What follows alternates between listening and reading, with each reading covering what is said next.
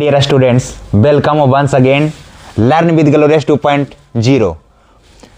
आज challenge day का 15 out of 30 day है। दैट मीन्स 15 डेज है, 30 दिनों का। दैट मीन्स हमारा सफ़र आज आधा पूरा हो चुका है। आधा का सफ़र सरस्वती पूजा के बाद पूरा करने वाले हैं। ये नरेशन का पार्ट 2 है। अब तक जितना भी पार्ट अपलोड किया गया होगा, उम्मीद करते हैं, आपसे एक्सपेक्ट करते हैं कि आपने उन सब को कंप्लीट कर लिया होगा रिविजन्स के थ्रू, और कंसाइज वे में आप जो है आप अपना नोट्स भी तैयार कर लिए होंगे। अगर नहीं किए हैं, इसका मतलब है कि आप केयरलेस स्टूडेंट्स हैं, और केयरलेस स्टूडेंट को हम लाइक नहीं करते हैं। I don't like careless students, I like only sincere and honest students. अगर आप ऑनेस्ट एंड सिंसियर स्टूडेंट्स हैं तो फिर आपके लिए हम यहाँ उपस्थित हैं। तो होमवर्क के पार्ट 1 में होमवर्क आपको दिया गया था। नरेशन का पार्ट 1 में वॉइस खत्म कंप्लीट कर दिए हैं 1 2 3 पार्ट कर करके। उसी प्रकार नरेशन को भी 1 2 3 पार्ट करके कंप्लीट करें। अगर हम चाहें तो एक ही पार्ट में कंप्लीट भी किया जा सकता है इस बात को, लेकिन आप पर बर्डन ना हो, चीज़ों को बेहतर ढंग से कंसाइज वे में सीखें, इसलिए हम आपको पार्ट 2 पार्ट 3 करके बता रहे हैं। और बाकी अगर होमवर्क बना लिए हैं तो मिला लीजिए आप अपना homework. He said to me I am doing my work as well as your work. तो बताइए, सबसे पहला ऑब्जर्वेशन बताए थे, पेन चेंज कर लेते हैं। सबसे पहला ऑब्जर्वेशन इस बात को बताया गया था कि जब हमको direct from direct to indirect जब हमको करना हो तो हम सब्जेक्ट पर फोकस नहीं करते हैं। सब्जेक्ट हमारा जो रहेगा एज इट इज ही लिख देना है। तो ही है तो ही लिखें, लेकिन सेड टू है तब इसको किस में बदलना है जी? तो इसको टोल्ड में बदलना है। बोले थे कि रिपोर्टिंग वर्ब से हमारा परिवर्तन स्टार्ट होता है। रिपोर्टिंग वर्ब से हमारा परिवर्तन शुरू होता है, और इसमें सब्जेक्ट और रिपोर्टिंग वर्ब का जो सब्जेक्ट है और रिपोर्टिंग वर्ब का जो ऑब्जेक्ट है वह कंसिस्टेंट रहता है। दैट मीन्स उसमें किसी प्रकार का चेंजेज नहीं करते हैं। और तो ही टोल्ड मी हो गया। और अगर सेंटेंस हमारा फुल स्टॉप से एंड हो रहा है तब कॉमा इन्वर्टेड कॉमा के जगह पर हम एक क्लॉज इस्तेमाल करते हैं, conjunction, that is a that. वह क्या है जी? दैट है। और उसके बाद अगर जैसे ही इस चीज को अगर हम बोले थे, उस दिन आपको फर्स्ट इंट्रोडक्शन क्लास में बताए थे कि कॉमा इन्वर्टेड कॉमा के अंदर में जो सेंटेंस रहता है उसको हम रिपोर्टेड स्पीच कहते हैं। क्या कहते हैं जी? Reported speech. और रिपोर्टेड स्पीच कहते हैं तो रिपोर्टेड स्पीच में बताए भी थे कि अगर फर्स्ट पर्सन से आपका मुलाकात होता है तो आप रिपोर्टिंग वर्ब के सब्जेक्ट के पास चलाइए, और अगर रिपोर्टेड स्पीच में सेकंड पर्सन से मुलाकात होता है तो आप रिपोर्टिंग वर्ब के ऑब्जेक्ट के पास चलाइए। अगर आपको थर्ड पर्सन देखने को मिलता है तो आपको फिर रिपोर्टिंग वर्ब के ना सब्जेक्ट के पास आने की आवश्यकता है और नहीं ऑब्जेक्ट के पास आने की आवश्यकता है। आप बिल्कुल स्टैटिक होकर के स्थिर रहें, उसमें नो चेंजेस की आवश्यकता होती है। तो हमें मिल गया फर्स्ट पर्सन आई, तो आई के लिए हम जा रहे हैं ही के पास, और जिस केस में ही है उसी केस में ही को ले जाकर के लिख देंगे, तो लिखेंगे ही। आगे रिपोर्टेड स्पीच का टेंस परिवर्तन होगा कि नहीं होगा, इच के जगह पर बाज का प्रयोग करें कि नहीं करें, यह बात डिपेंड करता है रिपोर्टिंग वर्ब पर। तो रिपोर्टिंग वर्ब अगर पास्ट टेंस में है जी तो हम इसके बाद बाज का प्रयोग करेंगे ही के साथ। इसको प्रेजेंट में है, प्रेजेंट कंटिन्यूअस, तो उसको पास्ट कंटिन्यूअस में चेंज कर देंगे। ही वाज डूइंग है तो डूइंग, और उसके बाद माई कौन पर्सन? First person.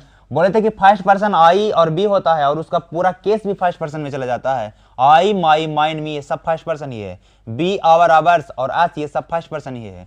तो फिर माई मिल गया तो इसको हम जाएंगे, और जिस केस में रहेगा उसी केस में। तो बताइए माई यहाँ कौन सा केस में है? क्या यह सब्जेक्टिव केस में है? तो नहीं। क्या यह ऑब्जेक्टिव केस में है? नहीं। यह पजेसिव केस में है, और पजेसिव में भी पजेसिव एडजेक्टिव के फॉर्मेट में है। तो ही को भी हम पजेसिव एडजेक्टिव के फॉर्मेट में लिखेंगे, तो वह हो जाएगा हिज। क्या हो जाएगा जी? हिज।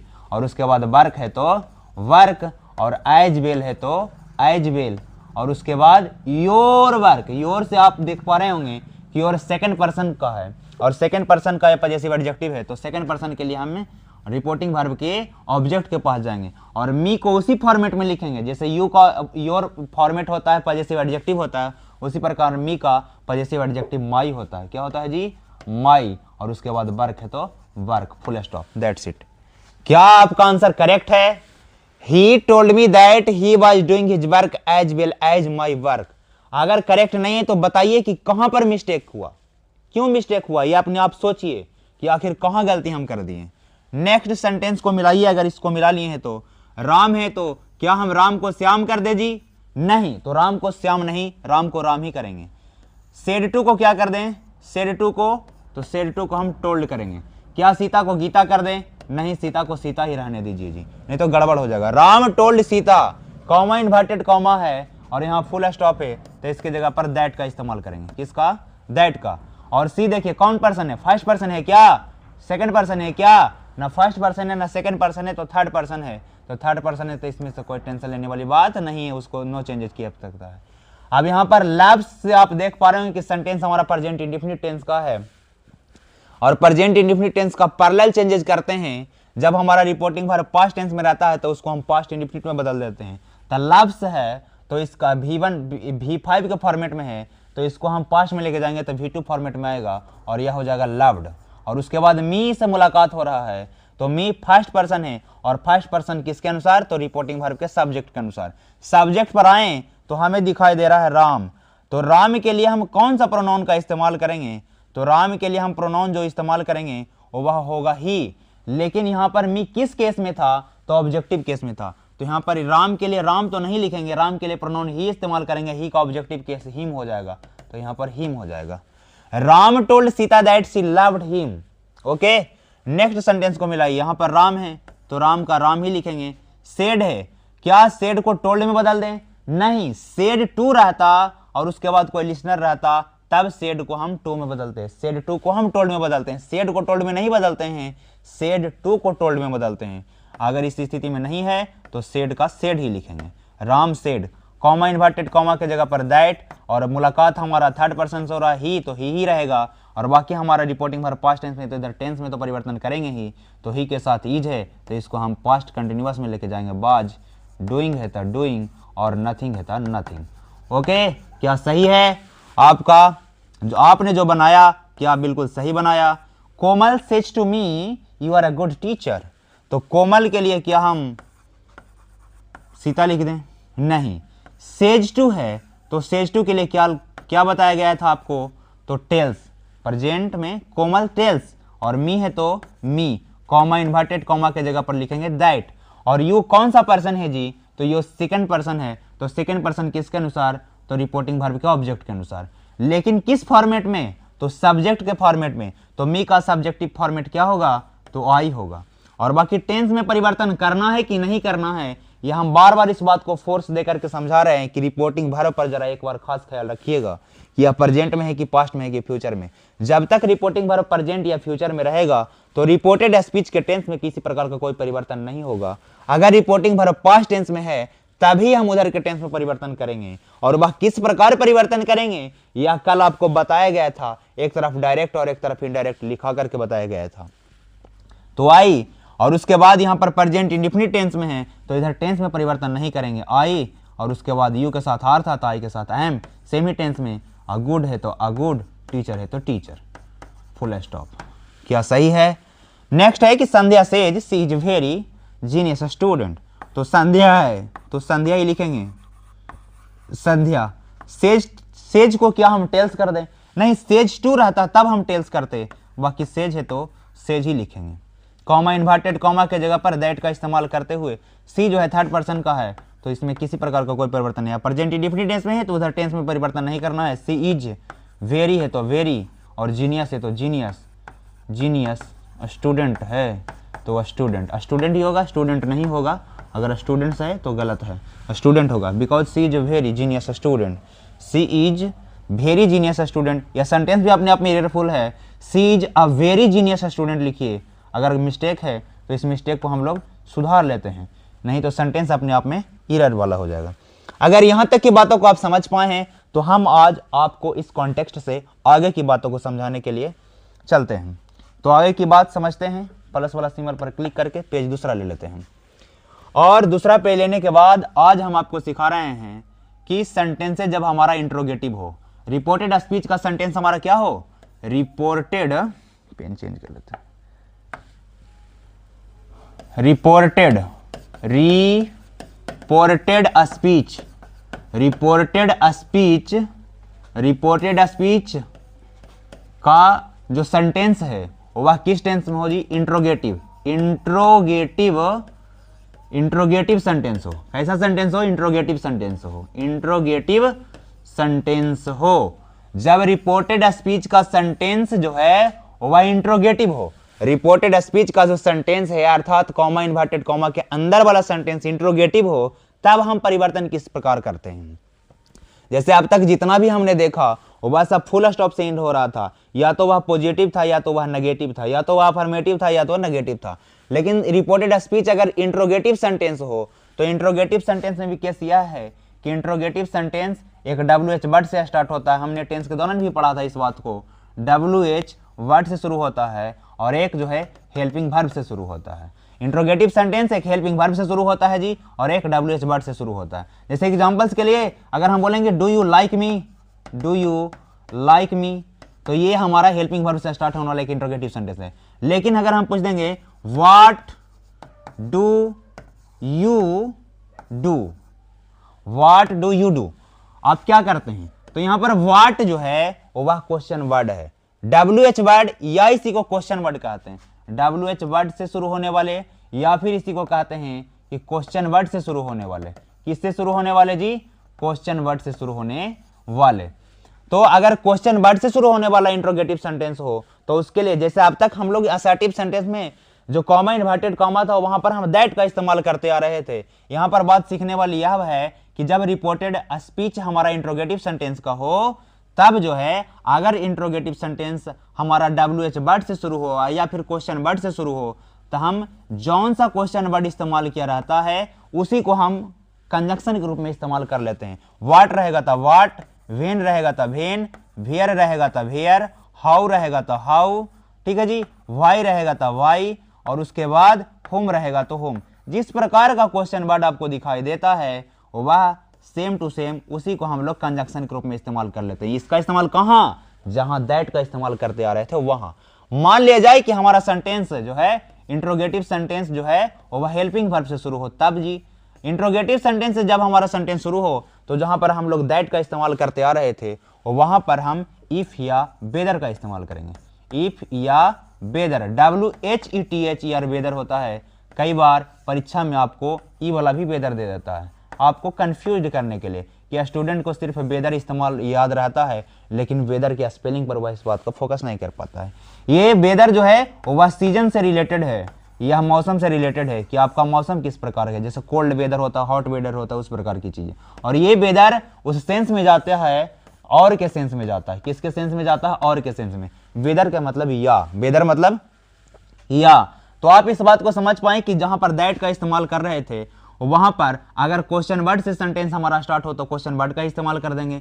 अगर सेंटेंस हमारा हेल्पिंग वर्ब से शुरू हो जी तो वहां पर इफ या वेदर दोनों में से किसी का भी इस्तेमाल किया जा सकता है। आप इस बात को समझे तो थोड़ा सा रिपोर्टिंग वर्ब, जब रिपोर्टेड स्पीच हमारा इंट्रोगेटिव हो तो रिपोर्टिंग वर्ब में भी परिवर्तन किस प्रकार होता है? किसमें? रिपोर्टिंग वर्ब में।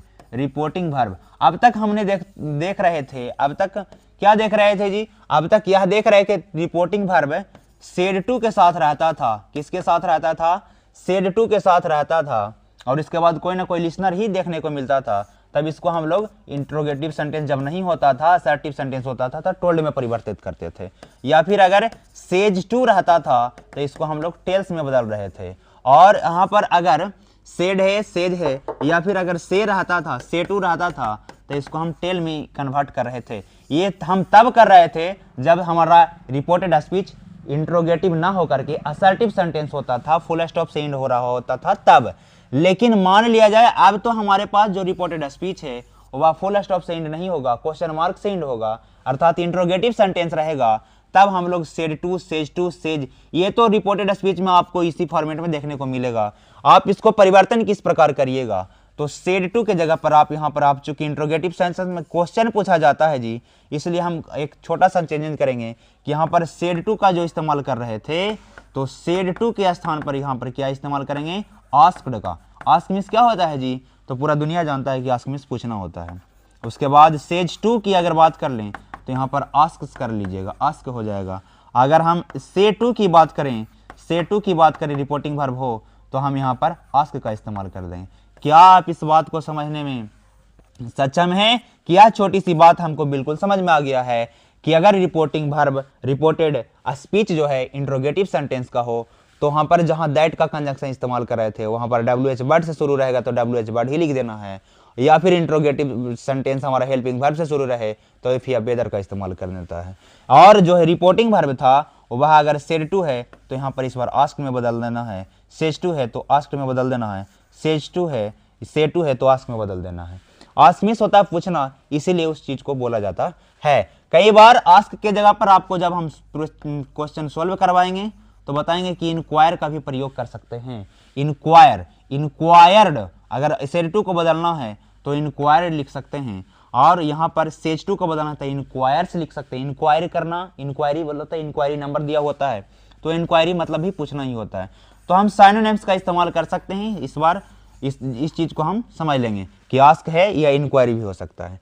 क्या यह छोटा सा बात आपको समझने में कोई तकलीफ है, या इस छोटी सी बात को आप समझ पाए होंगे? अगर आप इस छोटी सी बात को समझ पाए हैं तो हम आप करवाते हैं आपको प्रैक्टिस। इस पेज को हम हटाते हैं, और हटाने से पहले आप स्क्रीनशॉट लेना चाहते हैं तो सीख लें। बस बहुत ध्यान आपको इतना रखना है कि रिपोर्टेड स्पीच अगर इंट्रोगेटिव सेंटेंस का हो तो रिपोर्टेड स्पीच का इंट्रोगेटिव सेंटेंस दो प्रकार से हो सकता है। एक सेंटेंस जो स्टार्ट हो सकता है WH वर्ड से या क्वेश्चन वर्ड से, दूसरा सेंटेंस हमारा इंट्रोगेटिव सेंटेंस स्टार्ट हो सकता है हेल्पिंग वर्ब से।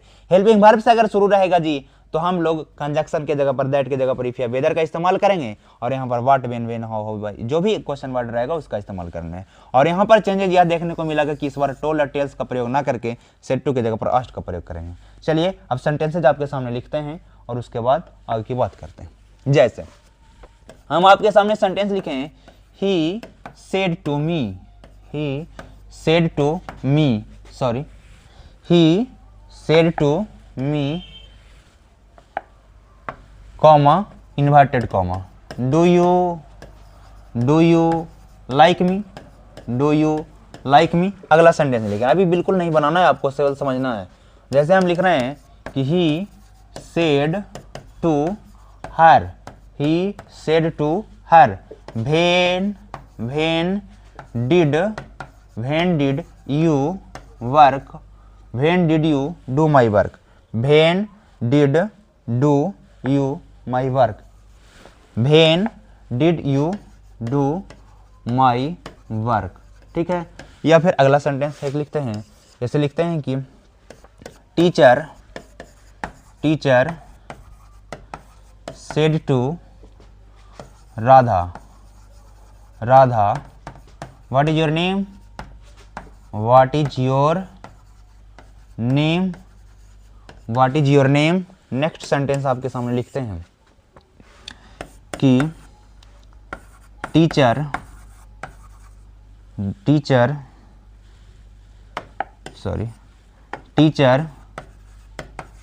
said to me, have you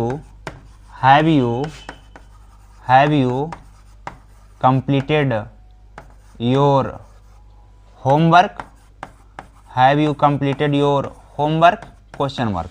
ये छोटा छोटा सेंटेंसेज आपको लिखे हैं और इस चीज से हम आपको समझाने का प्रयास करते हैं जी। आप केवल ध्यान से समझें, अगर आपको समझ में आ जाएगा तो फिर आप 50 क्वेश्चन नहीं बल्कि 500 क्वेश्चन भी बना सकते हैं। हमारा प्रयास समझाने पर होता है, क्योंकि अगर प्रश्न आपको समझ में आ जाए तो क्वेश्चन आप हजारों की संख्या में भी खेल सकते हैं।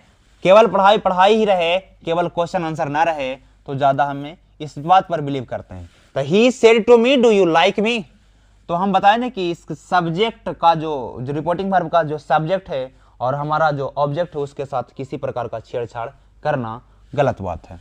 ये कंसिस्टेंट ही रहता है। ही को आप चाहे सेंटेंस किसी भी प्रकार का हो, ही को सी नहीं कर सकते, ही को यू नहीं कर सकते, तो ही को ही कर दिए। लेकिन क्या इस बार सेड टू का परिवर्तन टोल्ड के साथ करेंगे? तो नहीं जी। यहाँ पर इस बार सेंटेंस हमारा इंट्रोगेटिव है, तो इस बार अभी जस्ट बताएं इसके जस्ट पहले कि इस बार हम चेंजेस करेंगे आस्क्ड में। किसमें जी?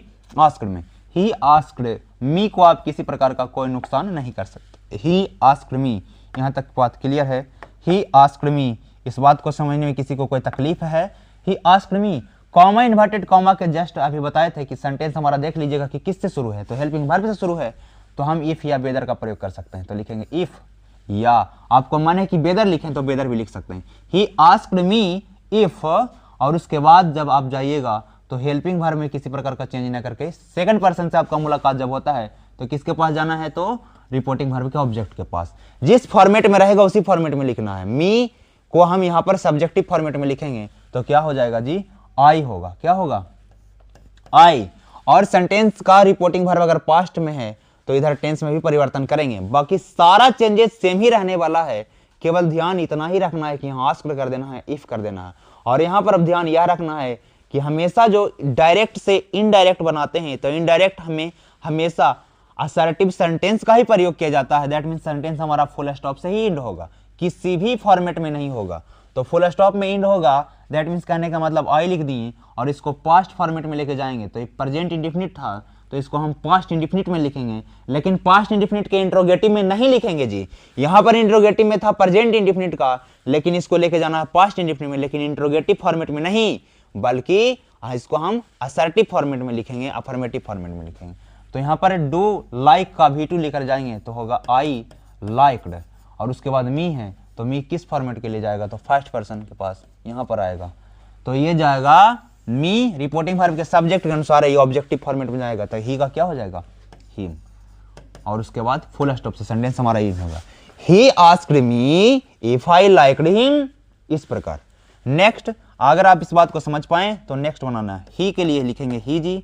अगर वहां पर देखिए सेंटेंस हमारा when did you do my work, question mark लगाना चाहिए हमको, क्वेश्चन मार्क लगा दिए, और उसके बाद सेंटेंस हमारा इंट्रोगेटिव है। तो सेड टू का परिवर्तन किसमें करेंगे जी, तो आस्क्ड में करेंगे। किसमें जी, आस्क्ड में। ही आस्क्ड, और उसके बाद हर है तो लिखेंगे her, he asked her. Comma inverted comma के जगह पर किसका प्रयोग करना है जी, इफ का या वेदर का, या दोनों में से किसी का भी, दोनों में से किसी का भी प्रयोग कर सकते थे, लेकिन इस बार सेंटेंस हमारा WH वर्ड से ही शुरू है। तो अभी जस्ट बताए थे इसके पहले वाले बात में कि हमारा सेंटेंस अगर क्वेश्चन वर्ड से ही शुरू हो तो उसी को हम लोग कंजंक्शन के रूप में इस्तेमाल कर लेते हैं। तो वेन का वेन ही, इस बार इफ या वेदर की आवश्यकता नहीं है। डिड से आपको क्या पता लगा रहे हैं कि यह सेंटेंस हमारा पास्ट इंडेफिनिट टेंस का है। अगर सेंटेंस पास्ट इंडेफिनिट टेंस का है जी तो इसको हम बताए थे पैरेलल चेंज की, पास्ट इंडेफिनिट का सेंटेंस को हम किस में चेंज करते हैं, तो पास्ट परफेक्ट के सेंटेंस में चेंज करते हैं। बाकी हमारा मुलाकात यू से होगा पहले, तो यो सेकंड पर्सन रिपोर्टिंग वर्ब के ऑब्जेक्ट के अनुसार। तो हर है तो हर के लिए यहाँ पर सब्जेक्टिव फॉर्मेट में लिखे जाएंगे तो हो जाएगा सी, और उसके बाद पास्ट परफेक्ट में जाना है तो लिखे प्रयोग करेंगे हैड का, सी हैड, और डू का V3 हमको चाहिए तो क्या होगा डन। और उसके बाद माई है जी, माई फर्स्ट पर्सन हो किसके अनुसार, तो रिपोर्टिंग वर्ब के सब्जेक्ट के अनुसार। सब्जेक्ट है ही का पॉजेसिव एडजेक्टिव होता है हिज, और उसके बाद वर्क है तो वर्क। सेंटेंस फुल स्टॉप से एंड हो रहा है, ही asked her when she had done his work. यह सेंटेंस बिल्कुल करेक्ट हो गया। टीचर है, नेक्स्ट सेंटेंस पर प्रैक्टिस करते हैं। टीचर को क्या हम मैडम लिख दें या सर लिख दें, नहीं तो टीचर को टीचर ही लिखेंगे। तो सेड टू के जगह पर क्या लिख दें इस बार, देखिए सेंटेंस हमारा किस पर एंड हो रहा है, क्वेश्चन मार्क से, तो asked. Teacher asked Radha, teacher asked Radha, comma inverted comma, और सेंटेंस हमारा क्वेश्चन वर्ड से शुरू है तो इसका ही इस्तेमाल करेंगे, हमें इफ या वेदर की आवश्यकता नहीं है। तो व्हाट लिख दिए, क्या इजी लिख दें, नहीं तो सबसे पहले हम इस पर जाएंगे, रिपोर्ट सेकंड पर्सन योर। तो योर किसके अनुसार, योर किसका है, तो सेकंड पर्सन का है, तो रिपोर्टिंग वर्ब के ऑब्जेक्ट के अनुसार राधा। राधा के लिए हम कौन सा प्रोनाउन इस्तेमाल करेंगे जी, ही का कि सी का, तो ऑब्वियस सी बात है राधा के लिए हम सी का इस्तेमाल करेंगे।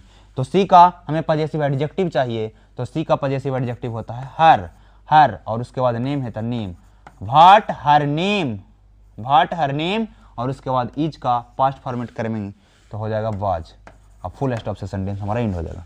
यह सेंटेंस बिल्कुल करेक्ट है, teacher asked Radha what her name was, ऐसा ही होगा और यह बिल्कुल सही है। Next sentence, teacher said to me have you complete your homework. इस सेंटेंस को आप अपने बनाने का प्रयास करिए। आप वीडियो को पॉज करें और पॉज करने के बाद इस सेंटेंस को आप बनाने का प्रयास करिए। क्या आप इस चीज को बना पाइएगा, चल रहा है ना।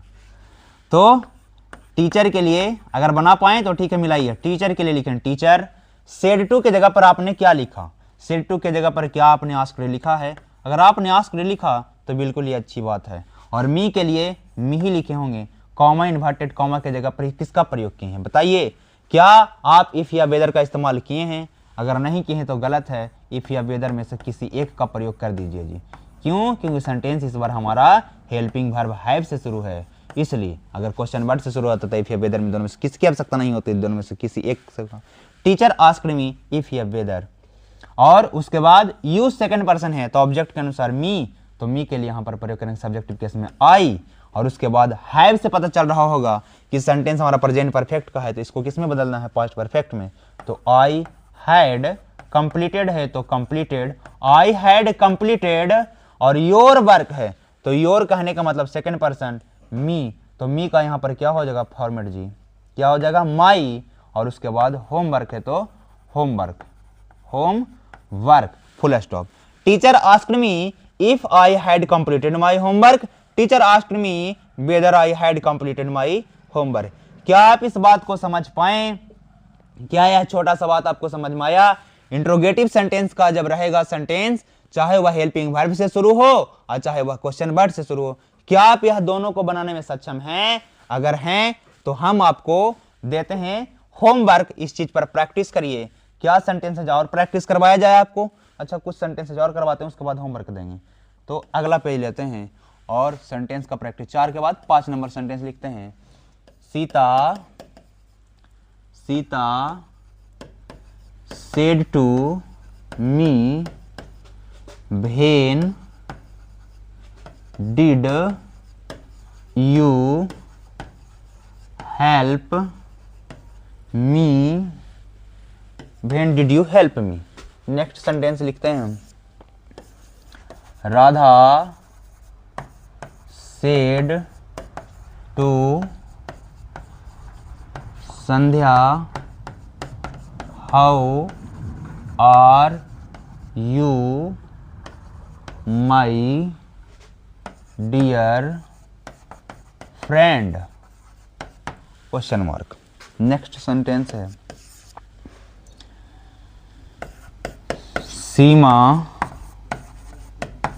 said to Aarti, comma inverted comma, where are you going right now।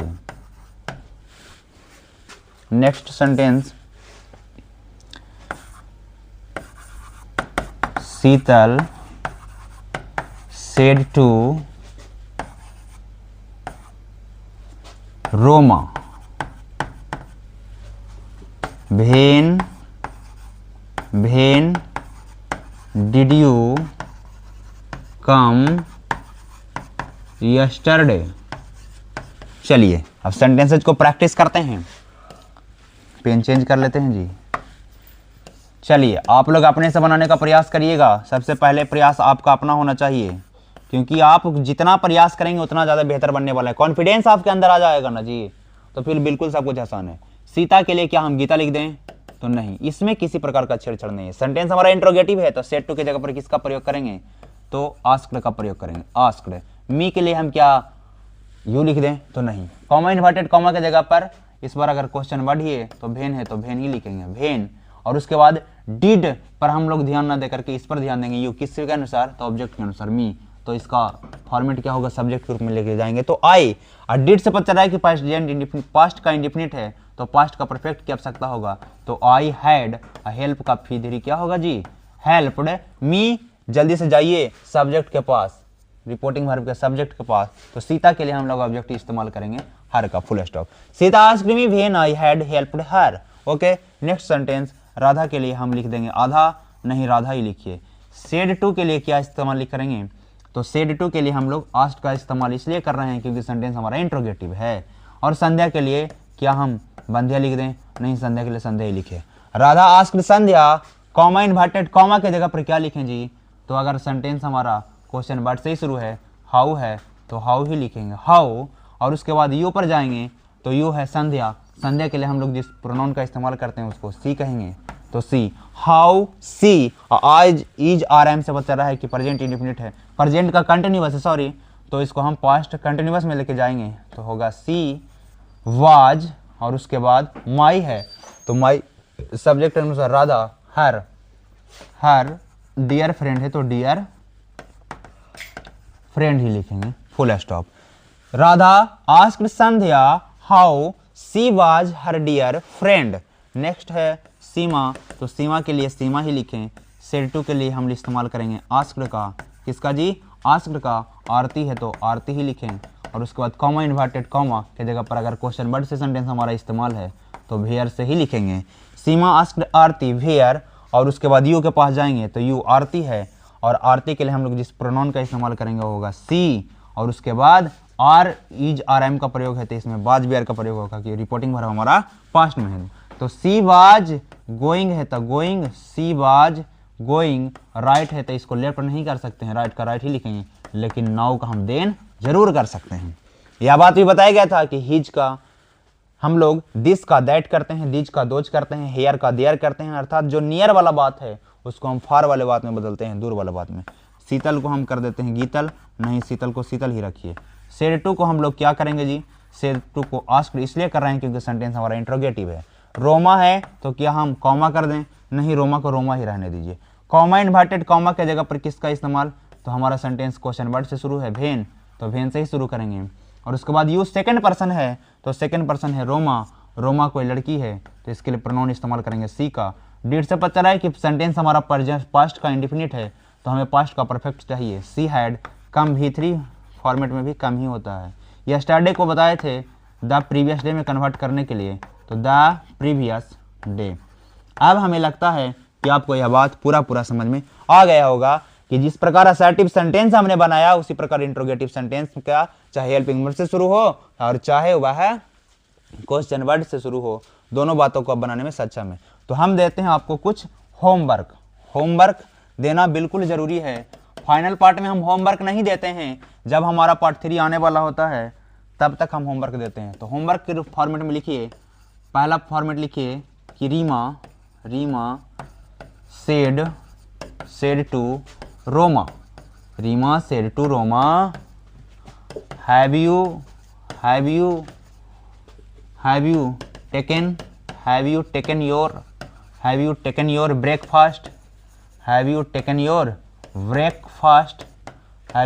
Your breakfast, दूसरा लिखिए जी, दूसरा लिखिए रिम झिम said to Chhoti, Rimjhim said to Chhoti, comma inverted comma, is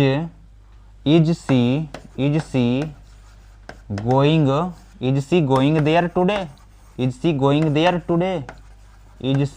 there today, next sentence लिख रहे हैं आपके सामने कि Rohan said to Mohan,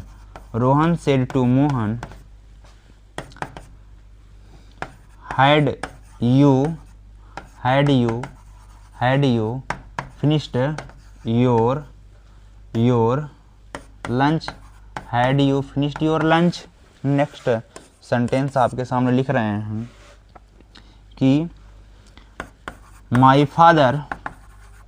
father said to me, comma inverted comma, where are you going now, and what are you doing। के सामने लिख रहे हैं कि my friend said to me,